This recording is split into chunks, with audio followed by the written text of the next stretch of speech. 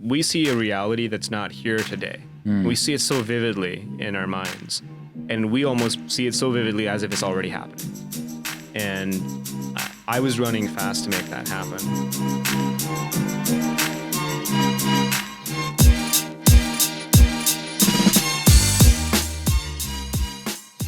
All right, guys, welcome back to another episode of Ameer Approved. Now, today's guest is a good friend of mine, Dev Basu. Now, before we begin today's show, a little bit house cleaning notes for everyone out there. Now, if you haven't already, make sure to subscribe to my YouTube channel because every single week I'm picking 2 lucky people to earn $20 in Bitcoin. So make sure to subscribe. And if you're listening to this on iTunes, if you leave a review, I will also be looking for 1 to 2 lucky people so I can get them $20 in Bitcoin. Now, without further ado, our special guest today. Our guest is Dev Basu. He is the founder of Powered by Search, a performance, media, and digital marketing agency that helps B2B software technology companies such as Clickfunnels and Shutterstock. In 2018, Powered by Search work has driven over $2.4 billion in annual sales directly from the intent engine methodology applied successfully to SEO and direct response paid search. That's impressive, brother. Well, it's all downhill from here. I It's hope all you know downhill? that. Yeah. Oh my God. You set me up. It's all good, man. Happy to have you on the show, man. Thanks for having me. Yeah, man. So the reason I want to have you on the show is first of all, kudos and a round of applause for building Powered by Search. Thank you. It's impressive. And, you and I know each other for a while. And I would love to know the ins and the outs, the ups and the downs, the smiles and the frowns of what it took to build Powered by Search. And maybe if you can kind of rewind and tell us a little bit history of the process and what it actually took to create this amazing business that you built. Yeah, for sure, man. What a trip. We're celebrating our 10th anniversary this October. So I can take you down memory lane. Let's do it. So 2009 is when I started the business. You can recall it wasn't the best time to start a business. Right after the fucking crash. Right after the crash to start working in technology and marketing. But honestly, it was a boon because what I realized is money flows from less effective channels to more effective channels. So one of the things, the wind that was at our back then was the fact that businesses that we used to work with, and we didn't work with software businesses when we started. It was, small businesses, local businesses. They were pulling money out of this thing that, I don't know if you even remember, it's called the Yellow Pages. Yeah, what is that thing? Good for a doorstopper these days. Something like that, yeah. Yeah. So they were pulling money out of there. And they needed somewhere to put it. So most of the time, advertising and marketing goes down in a recession. But the part that remains, what actually ends up happening for growth businesses is they go, we need to cut, but we're not going to cut everywhere. Let's cut down the channels that are the worst performers. And now that we have some savings, there's no point just putting it under a pillow. If you're a business, you want to grow, you realize that a recession is actually a really good time to grow your business, to be able to get more market share. So you got to put it somewhere. And the thing that most of our clients wanted was they wanted to figure out how to get Google to love on them, how to get Google to love their websites, how to get, visibility, how to get clicks, how to get, phone calls and leads. And that was kind of the Wild Wild West back then. And so that's what we helped them do. And it started off real small. So the business, it started when I was probably 21. Yeah, 21 at that point. Starting to finish up my university career. I did an undergrad at U of T, my BBA program. So I live in Scarborough, which is on the east end of Toronto. Small 50 sort of square foot condo solarium is where I started this business. And the way it came around actually was I was working at a job, which was interesting. I was a director of marketing at an agency that was affiliated with the Yellow Pages. So I actually got to see the inside track on how the Yellow Pages was sold, what kind of businesses used it, how they tracked and measured success. And I was also able to see what was going to happen to it next. And, I think it panned out in a way which wasn't exactly accretive or ROI positive for them over the last decade. And that's why they're doorstoppers, right? And so I looked at that. There's a point where my boss at that time, she calls me into her office and sits me down and says, Dev, you're graduating soon. What do you want to do? I said, I don't know. I'm having a fun time working over here. I'm learning lots. I just want to contribute and continue working in this field. And she says, I think you should never start your own business. Really? Yeah. Wow. And I said, why do you say that? And she said, I think you'd be a terrible manager. And I'm going, now I'm curious, right? I'm not even mad. I'm curious. I'm like, what makes you say that? She said, well, put that aside, for just a minute, a hot minute. Do you know how expensive fax machines are? I go, fax machines? It's 2009. I haven't used a fax machine since 2007. That was still, because the company used fax machines at that point. She said, do you know how much phone lines cost? I'm like, I use Skype. This is 2009, right? And I think just that nature of the argument, I think reflecting on it, hindsight's always 20/20. She was worried that I'd go on my own, and she predicted that correctly. But that was also the tipping point for me. Out of spite, you're like, oh yeah. I was so whoever this person is. Yeah. Oh, I thank her. Thank you so much. Right. So that was like on a Friday. I was in Montreal. I flew back to Toronto. I went and registered an incorporation. I was like, just basically playing around with names. Like, what can I call this company? And the genesis behind the name Powered by Search actually comes from me being a nerd. Remember vBulletin, the forum software? Yeah, of course, yeah. So at the bottom of every vBulletin forum was Powered by vBulletin. And so I kind of did some soul searching over that weekend, and I thought, what do I call this company? What's in my DNA? And it was just this fact that I had learned so much about how Google and other search engines worked over the last 5 years before that. I started in 2005, and I said it's got to be powered by search. That's what we're powered by. If there were no search engines, I wouldn't know what to do in this business. There'd be nothing to optimize. There'd be no advertising to run. So it's going to be powered by search. And that weekend was magical because I went from incorporating the company online, not knowing anything about how to incorporate a company at all, to starting to put down the sitemap, and then just updating my LinkedIn profile on that Monday and just saying, hey, you know what? I've gone out on my own. I'm an independent consultant at this point in time. And that was it. It was interesting that there was just an outpour of people who were in my network reaching out and saying, hey, can you help me? And would you have a look at my website? And then before I knew it, that first, I think, 2 months, it was already at 30 to 50K MRR. And then just kept growing from over there. And it was too much work to handle. And you know how it goes. When there's too much work to handle and you're a technician, you hire another technician. And that kept snowballing into this agency and this consultancy that we've built now 10 years later.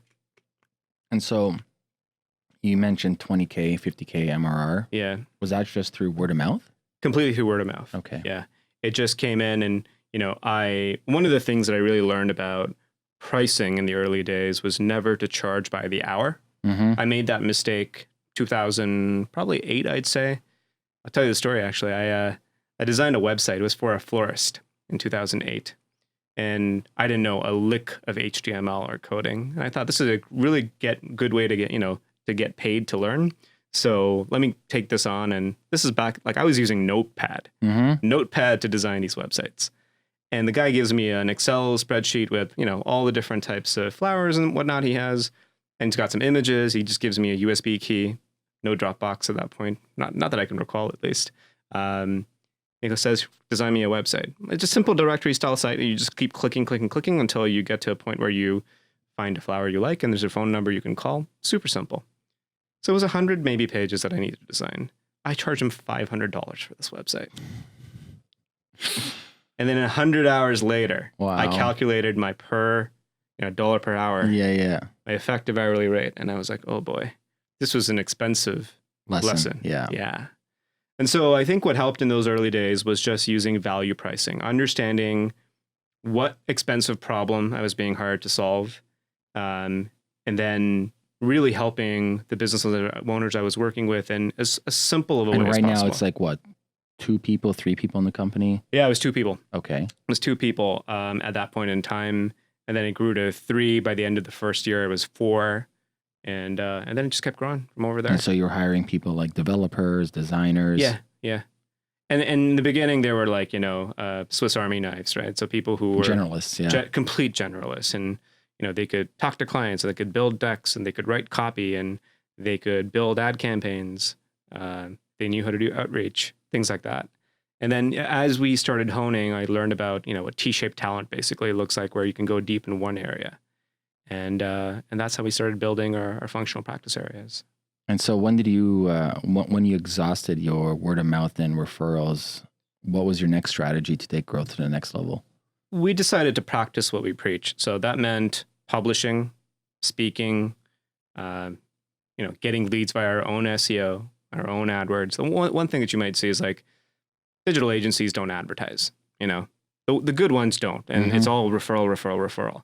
And frankly, I think that's a little lazy, because you should be getting better at your own craft, not just getting better at it based off your client's time. And so if you aren't walking the walk, then your believability goes down. And so as a result of that, we really practiced that. And, whatever our focus was over the years, we got really good at it. And then we just started sharing freely. So the idea was that, our best thinking was either going to be really expensive or it was going to be free. And it's ping-ponged over the years as to what that is. And currently, our best thinking is free. But we know that it's going to be one of those situations where no one's going to come in, lift it, and just do it on their own. So was it because I really want to dissect this. So, 20 to 50K, people can kind of understand that, right? Sure. Like get a couple of leads in, get a retainer, okay, team of 4. What would you say the jump was? A gradual jump, or did you go from 50K to then like 300K a month? Like, how did that process look like? Doubling every year. So first year, I think our revenue was 480. Okay. Then it was like 960. Okay. If I recall correctly, it went to 1.7. Then it was 2.5. Then there was a year where we were at 3, and it just kept growing from basically over there until and this is all paid, like majority of the new all clients. SEO and paid. Yeah. Okay. SEO and paid, that's 90% of it. And then 10% was other things that clients needed, whether that was, we got into some really cool projects, by the way, building voice of customer research or analytics and attribution projects. But largely, I think the big thing that businesses wanted to work with us and hire us for was getting traffic and converting it. Okay. And so the two ways you do that are, you can pay for it, you can earn it, or you can collaborate with somebody else to get it. And so we didn't do referrals or influencer type programs. We just did, you can pay for it, PPC, and you can earn it. And that was SEO.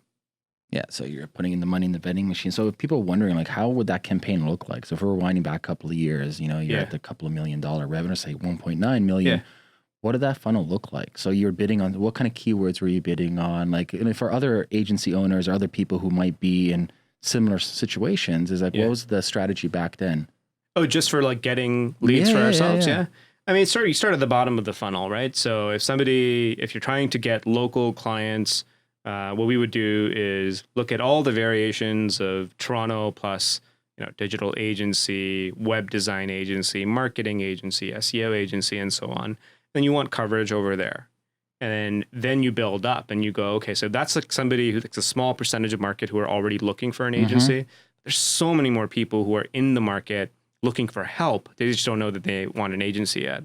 So then you start looking at all the different use cases. So an example of, huge growth periods for us was when Google would come in and penalize a bunch of different websites. And so they'd drop in their rankings.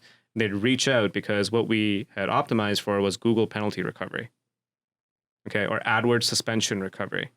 And smart. This is like early days, right? Smart. Like, so if you end up seeing that, like, an advertising program is feeding someone's business, let's say it's an e-commerce business, and they get banned or suspended, they want to come out and go, how do I quickly get back up and running?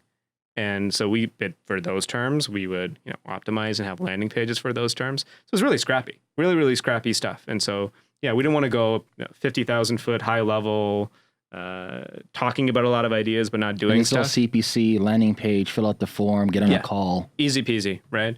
And then one thing that we did that was kind of interesting was sequential remarketing. So one of the big problems we saw early when remarketing came out, which is just, the ads that follow you around if you don't do the thing that the website wants you to do. Yeah, just retargeting. The problem with those ads is that most marketers think of the audience, the person, they dehumanize the person, say this is a lead, is a lead, is a lead.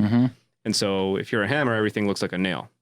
And so you just keep seeing the same ad again and again and again. And eventually you get sick of the brand, right? Like you hit like Yeah, ad fatigue. Ad fatigue, and you might hit like, don't show this to me again. I've done that on Facebook and other networks where you see ads hitting you again and again and again. So what we did was we wanted to be sequential. So if somebody came to a page where we wanted them to fill out a form and they didn't do it, well, what are some possible reasons why they didn't do it? Maybe they weren't ready. Maybe they needed to see more proof. Maybe they wanted to see some case studies. Maybe they wanted to understand what the process was, right? Maybe they didn't know if they could afford it. And so each one of those deserves a different message. So we'd start with the most probable one. And then if that didn't work in 3 to 5 day type of period, we'd switch it up. We'd show them a different message at that point in time. And so that just kind of like, we saw that everybody's got a different track in their customer journey. But you got to meet the customer where they are. Yes. Not where you want them to be. And so at this point, are you still the only person who's trying to close the deals? Like all these deals are coming in on top of the funnel? Yeah. Okay. Yeah. All coming in through, we had a very structured sales process for, engaging and enrolling and basically getting started with clients. And I recommend this. There's a specific process for almost any type of consulting, which is you start off without trying to prescribe a solution to your prospect. Because that's what the number one rookie mistake is. You tell me what your problem is, and I already am going to say, I've got a solution for that. So instead, what you do is you diagnose before you prescribe, right? Just like a doctor. You think about all the experts that you trust and like implicitly trust. You trust your doctors, your lawyers, your surgeon. You don't ever question any of their recommendations. But each one of them will ask you a few questions and then give you a course of, a way to go, basically. With digital, the problem is that everybody thinks they can do it. Everybody thinks they can write copy. Everybody thinks that they've got an opinion on design. And so instead of just coming out of the gate and saying, we can take you on, it's going to cost X and, work with us. The better way is to say, hey, I don't know if I can help you or not. But if we did a discovery where we diagnose what the gaps are, we have an idea of where you want to go, where you are, and let's figure out what's the blocker, the things that are roadblocks in the middle. Then we come up with the right strategy and roadmap. And then from there, we help you execute it. Does that make sense? And for most people who are rational and logical, they're like, that makes complete sense. I wish somebody would actually spend the time to articulate what the problem actually is, rather than guessing or feeling their way through a problem, wasting a bunch of time, and then saying, oh yeah, it didn't work 6 months later, except now I've been paid and the client's pissed off, which is the majority of incoming clients that we were seeing had that frustration. They left another agency. Yeah. We were very rarely were we the first agency that anybody worked with. They had done a bunch of different things. They'd worked with individuals, consultants or freelancers. They'd hire other agencies. And in the beginning, I don't blame them. It's not their fault because they just simply know one thing, which is what it costs, what the monetary funding basically is required. They don't know how to tell good from bad. And so they go through a couple of experiences which leave them underwhelmed. And then they go, I think I need someone better because that tier of investment didn't get me a bespoke or tailored solution. I got a cheap solution instead. And so that's kind of like this philosophy of you either are very you're a premium or you give away your best ideas for free, but nothing in the middle, basically. So when would you say the pain points started happening in the company where you're like, shit, like now what?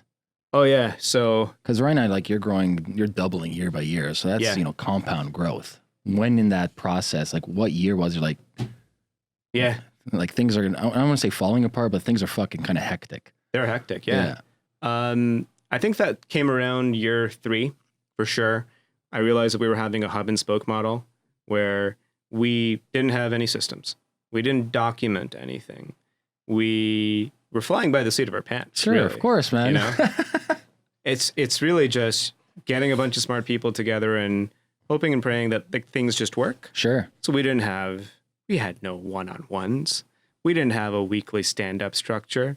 We didn't have properly tracked goals. We didn't have objectives and key results. It was literally just do what you feel is best for the client in their best interest. And so that was our core kind of thing was, we have a fiduciary duty to win for our clients. Do what it takes to make that happen, right?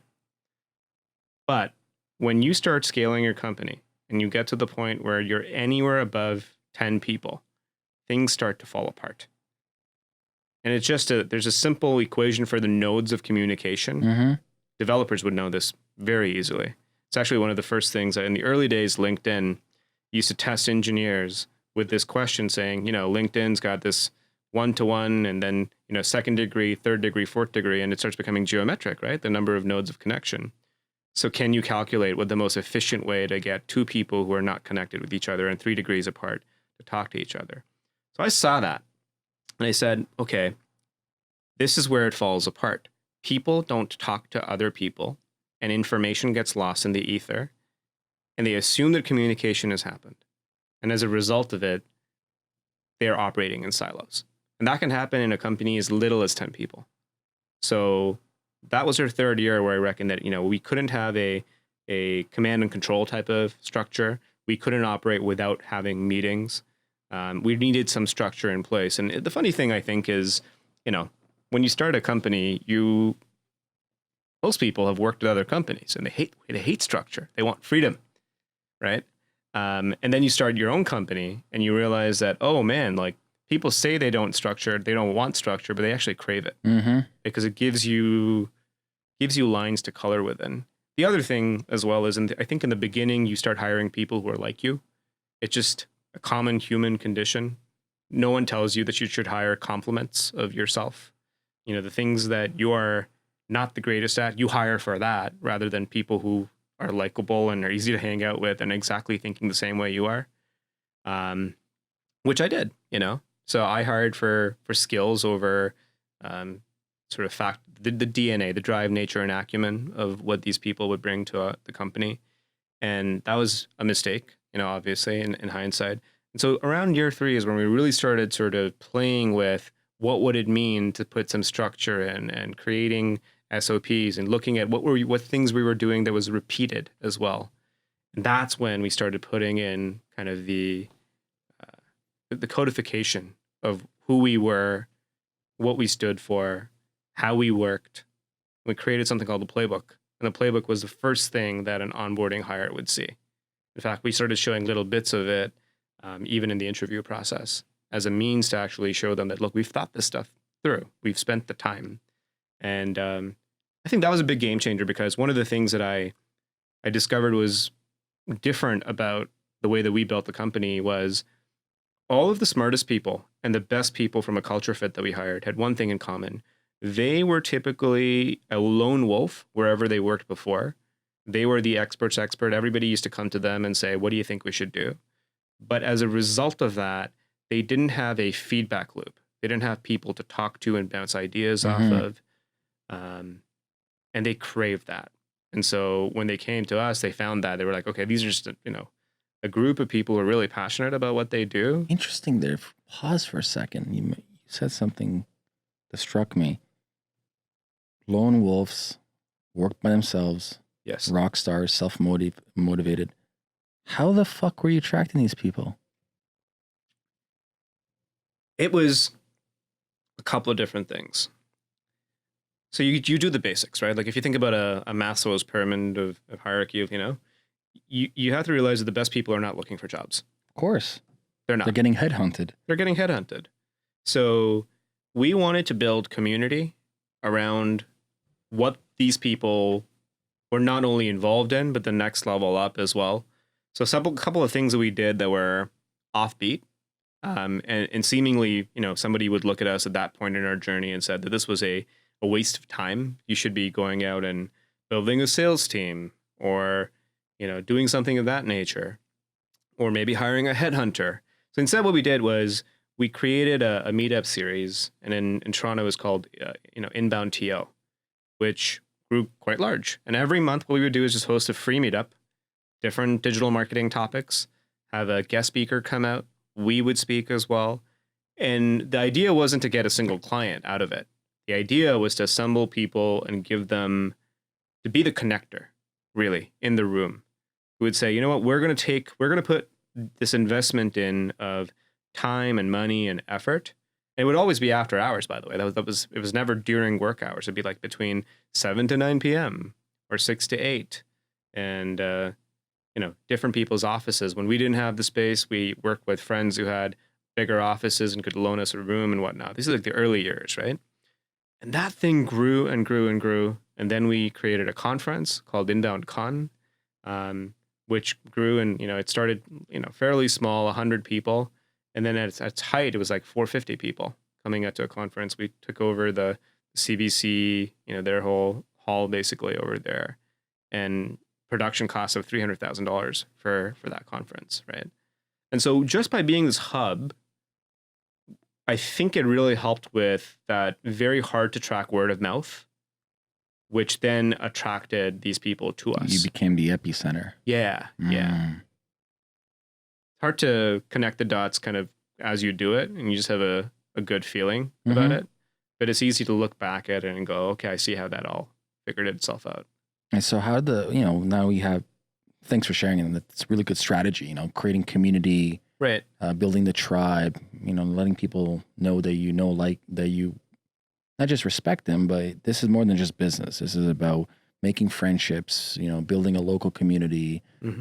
Funny thing, for Toronto being such a big city, you probably get this question a lot too. Amir, do you know any growth hackers? I'm like, no, for a big city, we don't have that many. Like it kind of feels disconnected at times, Yeah, for sure. So that's fascinating. So with the new introductions of OKRs, KPIs, and systems, how did that transition look like to adopt these new systems? Rough. Yeah, I bet. Rough. Yeah. What I didn't realize, I think, was I was running a mile a minute as a founder. And then I think the key thing that entrepreneurs do differently, and maybe we're configured a bit differently than other people, is that we see a reality that's not here today. We see it so vividly in our minds, and we almost see it so vividly as if it's already happening. And I was running fast to make that happen. And some mentors basically said, hey, it's a bit like you're the bus driver and you've got everybody on the bus. If you start taking a 90-degree turn on this bus and you're going 60 kilometers an hour, everybody's going to fall out of the bus. Yep. And that was the risk that we really ran when all of this happened. So I really had to teach myself to go slow enough to have one major change at a time. And that's still a work in progress, 10 years later, and having this business where I want to continue pushing. My nature is driving. It's impatient. It's, why can't this happen any sooner? What do we need to do to cut through the noise? Did you have any employees or team members that could not accept the adoption of these new systems? Yeah, for sure. And they left. Oh, yeah. I think that's good for both them and for us. Right. So, and there's no judgment in that as well. I think this is just always about fit. And I always thought about this as fit should exist between your team members, and it should also exist in the client agency relationship as well. And so if you have great fit, like you've been there, Ameer, like where you work with people and some people are such a joy to work with. Yeah, and other people you want to pull out your teeth.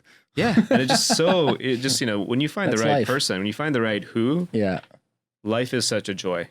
They can pick up exactly where you're leaving things off, and then they can run with it. They're alert. They're resourceful. They're easy to work with.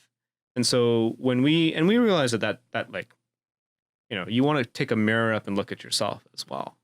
So there was every year, I would do that as a year came to a close and say, who do we need to become? Who do I need to become personally to attract that kind of person into my life?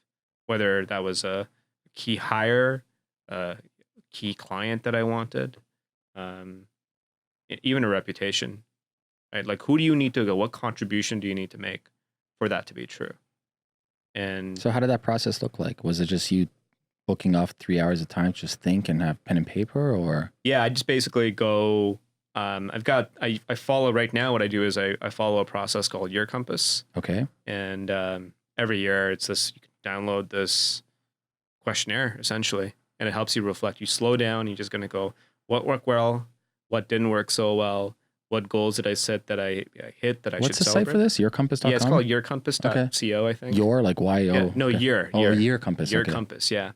And it's made by some guys in Europe, and it's really nice that they just kind of did this as a service to the world, where don't charge anything for it.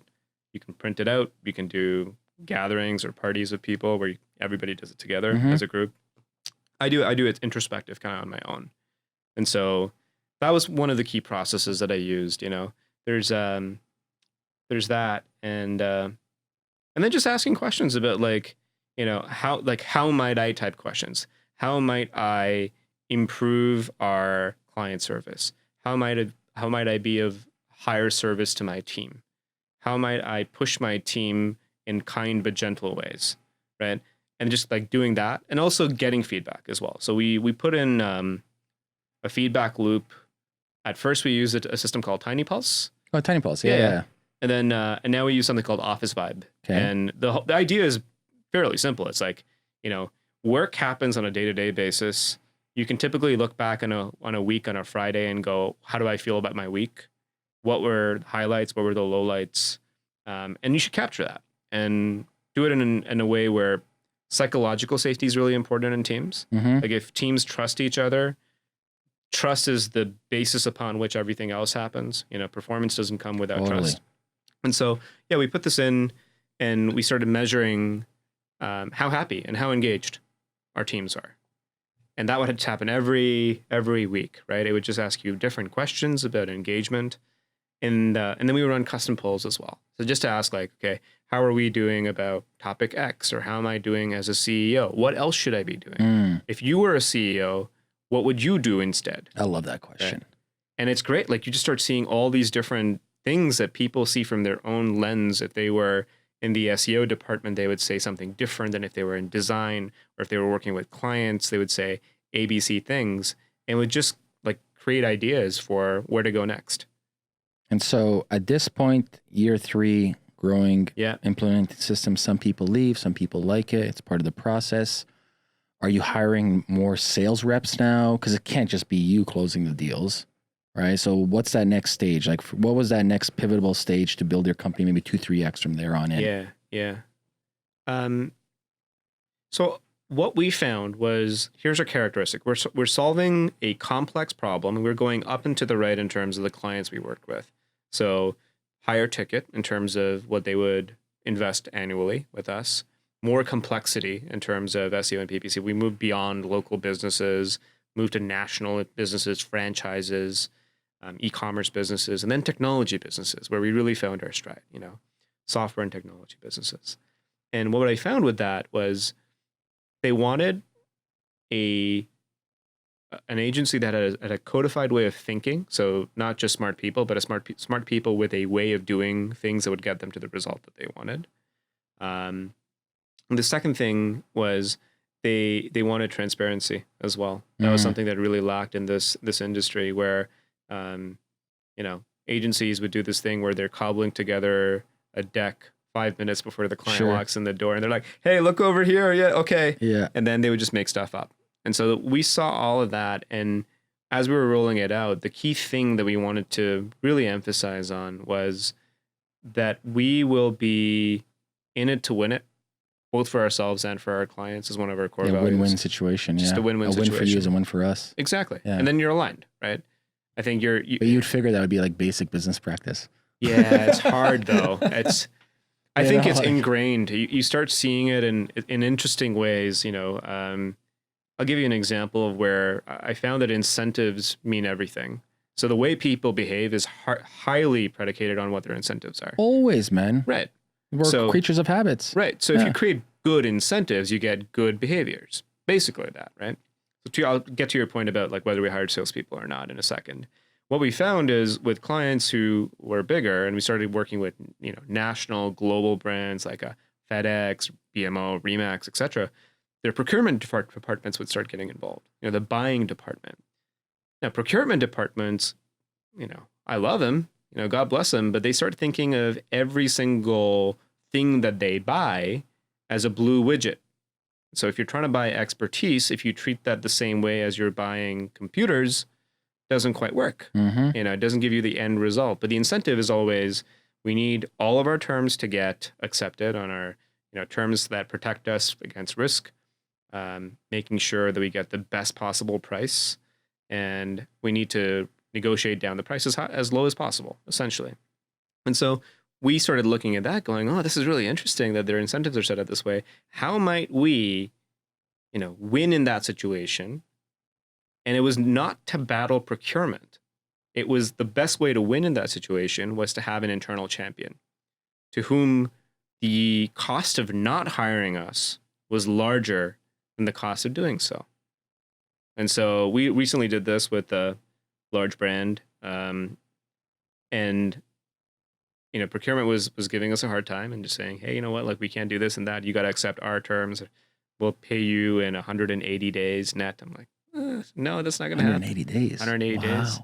And so we just got a simple conversation with our internal champion or stakeholder and just said, hey, look, we're for you if you want to buy the expertise. We're really not for you if you're trying to essentially get a 6-month loan for 0% interest. And she said, yeah, I totally understand. Let me take this back. You should not be dealing with this, which was a very refreshing change 10 years into the business compared to what it looked like in year 3. So to answer your question, we didn't hire salespeople. What we did instead was we got our operations team involved as part of the sale. Okay. So how does that look like? So what I find is that in my experience working with salespeople and being someone who sells, day to day myself, you have to qualify. You need to make sure that there's good fit. Then you need to figure out what you need to work on together. You need to write up a proposal or a discussion document. Then you get it across the line. This is like the standard consulting simple practice, stuff. right? Yeah. Simple stuff, right? The part where I think most salespeople, if you're not in the delivery of the result, where they miss it because they're not part of that process, is they make promises that the delivery team can't keep. Of course, because they're just trying to sell it. Yes, exactly. So again, it's commission based, whatever, And that's where the incentives start falling. They're very different, right? Salespeople are incentivized to sell and to close. Sure. Operations teams are incentivized to retain, right, and to grow and to delight. I said, this doesn't make any sense. We're a small company. Like, what we should be doing, the client should have a joint unified experience from the get-go. And so what we would do is I'd come in, vet the deal, and say, hey, is there something for us to work on over here? And then I'd have strategically people from my team come on board. Number one problem that agency owners often face in their early years is they are the face of the company. And so everybody just wants to work with them. As their notoriety grows. It's politics, man. Yeah, they're just like, we want to work with you. We don't know your team. Yeah. And so what we did instead was we're like, how do we change this so that they're seeing the team from the get-go, not when they close the deal? And the simple answer was only talk to people who are fits from a values, thinking, budget, goals perspective, and then introduce them to the team. As soon as you know that to be true, get the team involved so that you can shape the deliverable together. So would that mean every time a new potential client came through, this team would be a combination of people from your whole company? Like it wouldn't be the same team from... No. Different people. Interesting. Different people. So if we identify that, if you think about a triangle, you've got like acquisition up top, you've got engagement on one side and conversion. Which one hurts the most? Which one are they weakest at? And if it was conversion, we'd pull in designers and developers, UX people, right? Because that's what they needed help with. Sure. And those people being in the day-to-day would know about what to do to fix or diagnose that situation way better than anyone in sales could in their limited capacity of dealing with the client. And if there was somebody in, they didn't have any traffic, it just makes sense. Pull in an SEO or a PPC consultant and they'd be able to go, let me have a look at your problem. And that it was a dual-sided thing too. It wasn't just, it made sales easier. It, boosted retention, but it also didn't make the delivery team groan when a new client comes on board because they're part of the process. It was like the IKEA effect. They're co-creating what to work on together. Now you were though one of the keys here, and that's a brilliant strategy. It's the first time I actually heard that.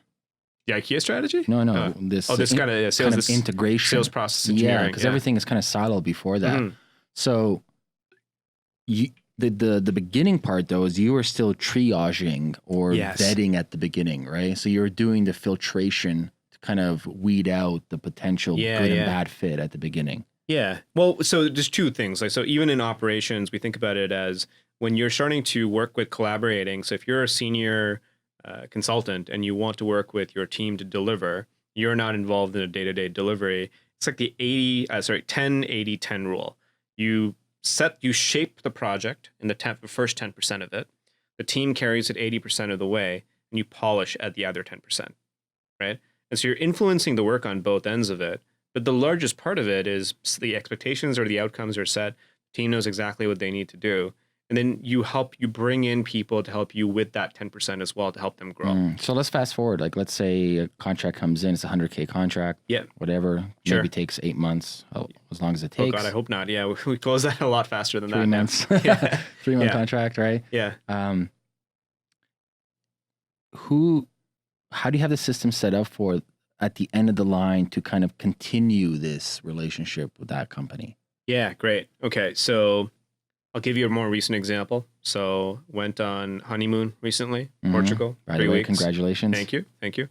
And we actually had a deal worth $150K close without any of my involvement whatsoever.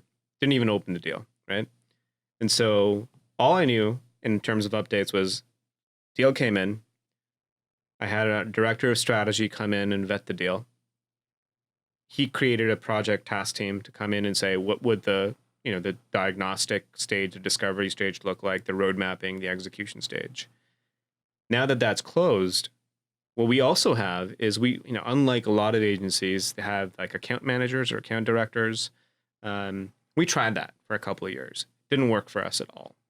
And I think the key thing over here is that this whole idea of the division of labor, like that goes back to the Industrial Revolution, where, let's make this look like an assembly line where each person does a different kind of work.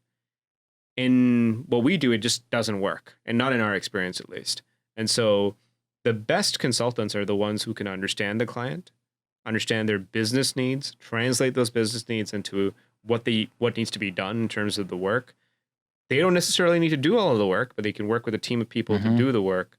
And then once you've got the data, you need to be able to tell a story with it. So turning the data into insights. And so the entire team is actually maintaining a relationship with the client. We're very upfront with our clients and saying, look, if you're hiring us because you have the desire of only working with one person, we're probably not the right fit for you, because you're primarily trying to hire someone to manage a relationship. And a relationship essentially implies that you're buying a commodity. Think about it this way. You have an account manager for a commodity, like maybe your bank, right? So you might have somebody who manages your mortgage, for example. All mortgages are essentially the same, right? Different interest rates and whatnot, but essentially the same product underlying. So you don't buy a mortgage because of its expertise. It's a commodity. It's a commodity. Yeah. So you're buying the relationship. And that's why most people stay with their bank, because they have a relationship. Now that's going away, by the way, right? Like that's really going away. The sunk cost bias is leaving. Yeah, that's leaving. But most people, they'll continue working with whoever the professional is in their life because of the relationship. And relationships are a really good reason to stay, but not a really good reason to attract a client. And there's a very key distinction between that. What you should do to attract a client is to have demonstrable, meaningfully different expertise, right? And so now the client's got a relationship with everybody on the team, and we have structured, intentional interactions. And so if you're on the senior leadership team, once a quarter, we're dropping in and just saying, hey, how's it going? So we've got the standard, net promoter score every month, asking them a scale of 1 to 10, how likely would you be to refer Powered by Search to a colleague of similar caliber? We've got the quarterly drop-in that happens with the senior leadership team. We've got people who are directors of paid and of SEO looking at quarterly business review reports to make sure that the QA on that's done properly, where there's high throughput in terms of what we're delivering to a client. But there's no one person that owns that client relationship, which is also kind of different. It's contrarian a little bit, because intuitively it makes sense that you would want a high, a person who's got high relationship bias, like they're just good at connecting with people and building. But it's an interesting strategy, though. It's like point of failure is kind of the biggest point of failure is for anybody with relationships. That person leaves and takes those relationships. 100%. Yeah. Yeah. So it's strategic as well, right? Because the idea is you get everybody to shine where they're meant to shine. So instead of having this old school thinking that Like if you're running, if I was running a web development agency, what I've heard in the industry is you want to have your front facing kind of sales relationship people who don't know anything about the code. Mm-hmm. And then you've got people in the back room coding, and that just doesn't work. It doesn't make any sense whatsoever. So why would you do that with marketing? You want the copywriter, the designer, the PPC consultant right there in the room, all three of them working with the client. And we ask for the client to not just be having one person, but having their product people, their salespeople, so we can ask questions that are more dynamic. It's not just about getting the lead or the marketing qualified lead.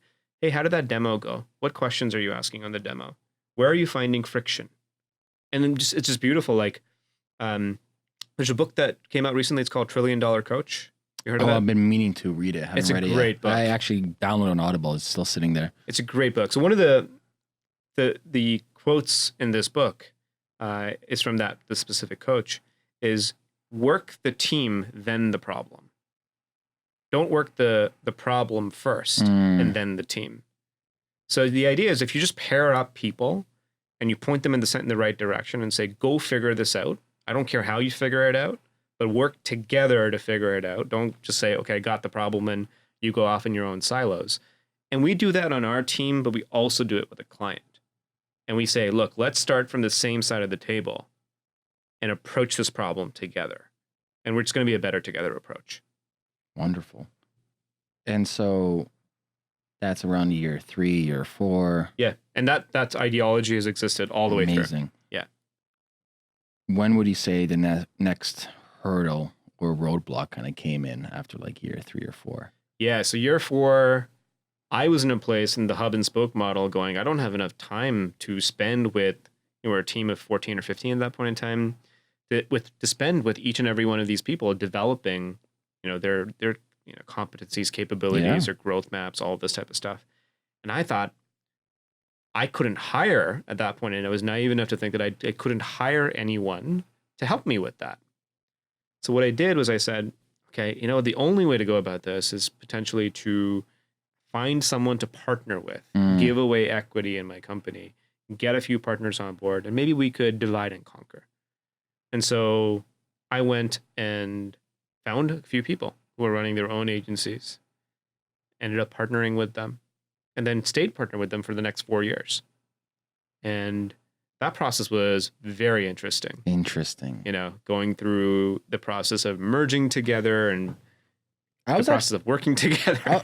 I'm actually interested. I was more interested in the fact that you were able to sell them the story because you had your company doing, $2 million plus. Yeah. You have these 2 other individuals who are, that I'm assuming they're doing okay. Yeah. Right. And so to meet up with 2 other parties. Yeah. And then sell the dream and story to come together. That's fascinating. Well, it was kind of interesting because what I figured was that pretty much everybody at that size was having the same growth challenges. Okay. Right. The lack of systems, a lack of focus in a specific area of the business, whether it was operations or new business, marketing, finance, right? And running a really tight ship over there. And I didn't go into it with a plan of like, hey, I'm going to sell these people on the dream. Mm-hmm. I went in and, hey, what are you doing? What are you finding? Are you running into the same problems I'm running into? And we just got to talking. And they were like, yeah, we're running into the same problems. And I think we sold ourselves on the fact that if we put our heads together, we would be able to focus and have our own lanes, essentially. So everybody brought in something different. Yeah. At least on the surface level, it felt that way. That we would be focusing in different areas and it'd be a better together approach. 3 heads are better than 1. How did that merger look like? Well, it was, it took probably 6 months to put it all together and figure out the logistics of it. And I think the biggest thing was in the first year of that merger, it's a little bit like when 2 families, like you've got a stepmom, stepdad, basically come together and you're bringing in kids into the picture. And that was exactly what it was like. And so you guys all went to like same building, like same. They were remote. I had an office. Yeah. And they came together, and we were 60 people overnight. Wow. So you went from like 15 to 60. Oh yeah, huge growth. Huge. So growth. did that new team then, or the new merger, did they start adopting the system you built before? Yeah, and part of it was also the chief operating officer that we took on at that point. That one of my partners at that point had his own systems, and he was heavy into automation and process optimization. And my talent's always been in visualizing and architecting, but my follow through is crap. Mm-hmm. So I've always been the ideas guy, and I needed somebody to work the system again and again. And that was what I wanted this partnership to look like. So the bottom line is, yeah, they came in with their own systems, and we had a mishmash essentially until we found our footing. It took like a whole year to be able to get to that point. Yeah. Wow, that's crazy, man. Yeah. Okay, so the merger happens, 60 people overnight, same office, different systems, all trying to kind of find equilibrium among each other. What then? The hardest part about any kind of partnership is understanding who's taking lead in a specific area and not succumbing to decision by committee. And I'm the type of guy who is very open-minded. I want to listen to everybody else's ideas. And I started really seeing like, hey, they've had their own success that got them up to here. Let's start this better together, three heads, put together type of approach. And what I realized was that we ended up actually, like Neapolitan ice cream, Dan Sullivan says this all the time, where it's like strawberry, you've got your chocolate and vanilla, and they're nice, there's three very distinct ones, but if you put them in a bowl and it's out in the sun, you end up getting mush. Yeah. So in hindsight, that's kind of what happened. Like we were watering down each other's ideas as opposed to reinforcing them. We had growth, we had a couple of years of solid getting new clients on board, new team members on board. But if I were to look at hindsight of core values and mission and why we were doing what we were doing, each party brought a different vision to it. And that was both a source of growth, but also a source of healthy conflict, and sometimes unhealthy conflict as well in the business. At this point, when do you start realizing like things have to change then? Yeah, I've always just been a proponent of, if I'm feeling a certain way, are other people feeling that way too? Let me start polling. And I started polling, incoming team members, their first 2 weeks, they're still fresh. What are they seeing that's different about how we're doing things versus wherever they came from? And I over-index on exiting team members as well in the exit interview. Like, hey, what are you seeing? Why didn't this work out for you? And the thing that kept coming up is, and without, trying to code it in any sort of fancy paint, it was, one partner says one thing, the other partner says something else, where there's some level of conflict and we don't know what to do. And so I think that created confusion. And to me, I looked at that and I said, okay, what needs to change over here is there's no judgment on good or bad. It's simply, there are many different ways of running a company.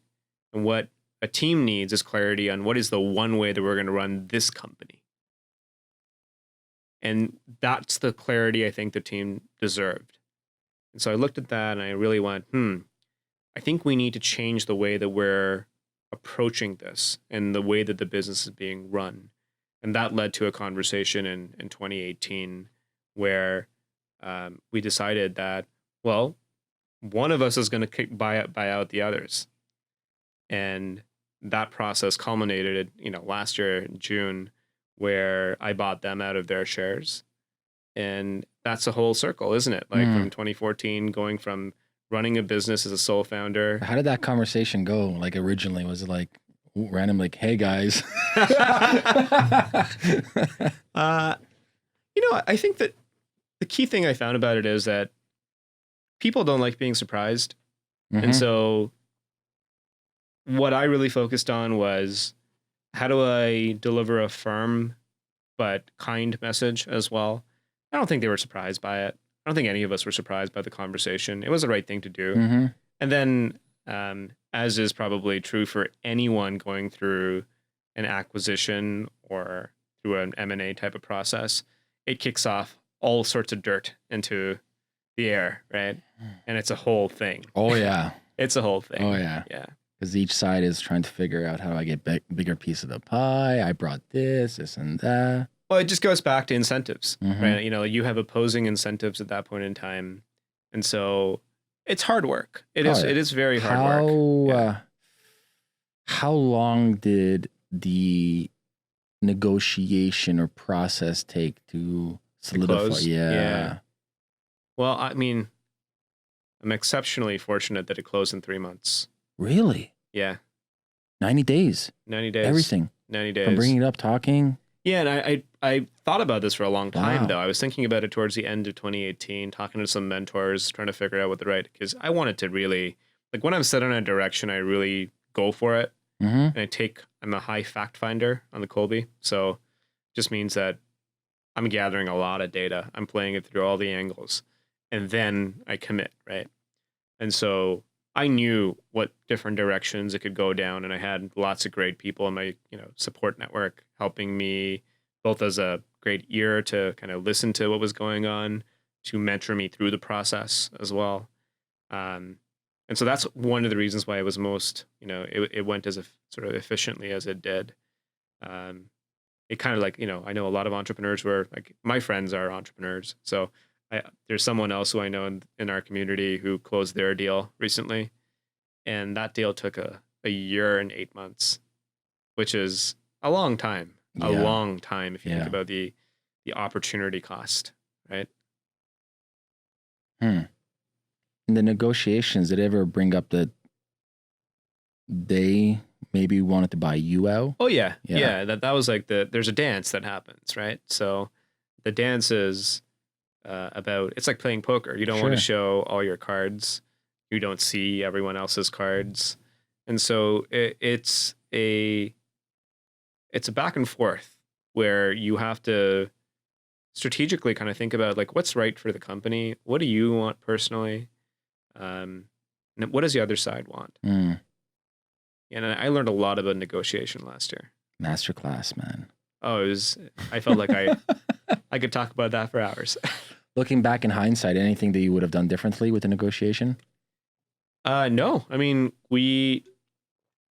I think it went well. I think that we never resorted to, there were never any sort of yelling, shouting matches, that kind of thing. It was Mhm. just cool and collected, and I'm patient. Like that's one thing. Like I heard this from Naval, and it kind of summarizes me well. Very impatient with actions, but Mhm. patient with results. So if that thing had gone on for another 2 months, I would have been fine with it. And so where are you at right now with Powered by Search? So the buyout went through. Mhm. That was last year. Luckily, it went quick and easy. Mm-hmm. What's the major focus now? Because now you're in charge. It's Yeah. one single-minded or Yeah. one cook in the kitchen. Yep. What's happening with Powered by Search? We started at the ground level, which is any consulting business is ultimately a people business. You can have all the greatest systems and thinking and everything else, but unless there are people to execute on that, it's difficult to scale. So we went back, looked at every one of our people. We looked at what do we need to do to support them in their growth? What's their growth map basically look like? When was the last time that, there's chaos that happens when you have this type of partnership turmoil where you start dropping some balls. Like, when was the last time we did a quarterly bonus? Oh crap. That didn't happen. So let's start going back and keeping every single promise that wasn't kept and make good on it. Like that was just super important to me. So we did right by our people first. Recognize people who are high performers, coached the ones that needed some more help, offered, a path up. So, coach up or coach out. Mm-hmm. So we had to do that. The next thing we did was brought in a VP of operations because I knew exactly where I wasn't going to excel in the company.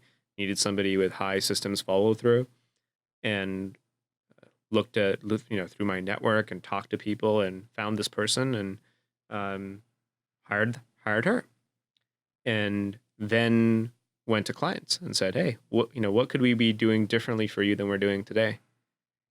Had honest, great conversations, got their net promoter scores, worked on stuff. Just been like a huge amount of growth along that path. And then we were very flexible throughout the journey. Like a couple of things, I don't know if you know, but we offer 5 weeks of paid time off to everybody at Powered by Search. Doesn't matter what their seniority is. The agency business is one where people work long hours. They burn the midnight oil from both ends of the candle. And we didn't want it. I never wanted a company that was unsustainable like that. So I said, if you don't have time to enjoy life, like what's the point of like saving up for this retirement thing? So 5 weeks of vacation. It works out to roughly about 10% of pay if you look at it for the entire year. And so we give that. Then we were offering people 2 days of work from home as well. So 40% of your work week, if you really wanted to, you could work from home. And there were people who loved it and were heavy, great contributors, and other people who kind of bent the rules a little bit on that. They took advantage of that privilege. They saw it as a right. Yeah. And so we looked at that and said, hey, look, you got this great office in downtown Toronto. You've been there. We've done an episode. It's a nice office. Yeah, it's a good office. But there's a conversation we had with a mutual friend of ours, Jason Gaynard. And Jason and I were having lunch. And after lunch, he said, hey, what are you thinking of doing with the office and the team and everything? And I'm like, I want to grow it. So putting in all the right Lego blocks to be able to do that. And he goes, Dev, do you realize that you could be buying a Toyota Corolla every single month with what you pay in rent? I don't know. That was like the straw that broke the camel's back for me. And I'd been kind of toying with the idea of what would it look like to work with the best in the world. And, would I be thinking, was my head screwed on the right way to think that the best people in the world are going to be an hour's commute from this office? And I realized the answer was no, because I looked at all the people that I admired, and they were all around the world. They were in Australia, in the UK, in the US, in South America. I'm going, how do I tap that? How do I make sure that I can get these people to connect and become part of Powered by Search? And that's when this idea of going fully distributed, remote first, came up. I guess like in hindsight, like I've always been thinking about like, how do I do it differently than it's done today? And that's one thing that you don't see with too many agencies, especially like established ones. That was probably an interesting kind of transition. Oh yeah, totally. And we again, it was well planned. We did surveys. We asked everybody in our team, what do you think about this? What do you think our clients will think about it? How will it impact you? And then we quantified it and said, look, most of you are spending 2 weeks of your entire life commuting every single day. Yes. 2 weeks. What would it look like to have 2 weeks back? And then we actually got, type form survey responses of, oh, what would you do instead? I would walk my dog. I'd spend more time with my parents. I'd play with my little brother, things like that, right? Play with my kid. I'm like, that's priceless right there. You cannot put a price tag on that. And so that was also a very motivational push towards going remote. And so we made that change, and man, it's been a world of difference. That's amazing. Yeah. But the systems have to be there. Oh, yeah. The processes, OKRs, KPIs, scoreboard tracking, weekly reviews, yeah, everything. So how frequently do you guys physically meet up for some type of... Generally speaking, like once a month is when we meet up. And that's still because a large portion of the team is in Toronto. Yeah. We're still figuring it out in terms of what we do. We hired our first full-time guy in Cape Town, South Africa. Oh, cool. Yeah, earlier this year. He's working out fantastic. He's fantastic at what he does. And so the next step is really to go to an annual retreat where we fly everybody down and use the budget that we would have used for on-premise, an office. And that's just a great way of like incentivizing people towards an end of year, like, here's where we're going to go. It's amazing, man. Yeah. Well, thanks for sharing the story. Yeah. Thank you. Like, wow. Virtual, man. That's crazy. Yeah. Yeah. Especially it's not for everybody. No. Yeah. Especially for that team. I'm totally in favor of virtual if you can do it. Yeah. Overhead costs, you save time, especially Toronto, man. The traffic's brutal. Jesus Christ. I think I've become especially sensitive now to getting stuck in traffic. Yeah. Because I just look at it and go, there's all the other ways I could be spending this time.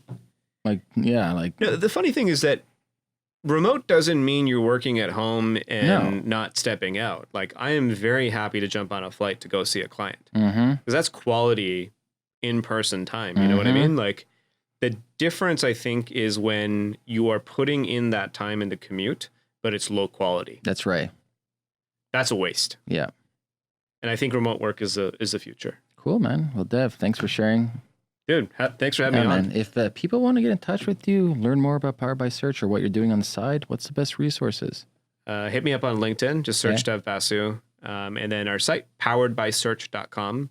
When we're on a publishing role actually right now, publishing methodology around how to grow software as a service businesses and B2B technology businesses as well. Cool. Guys, go check out Dev, and I'll see you guys next week. Peace.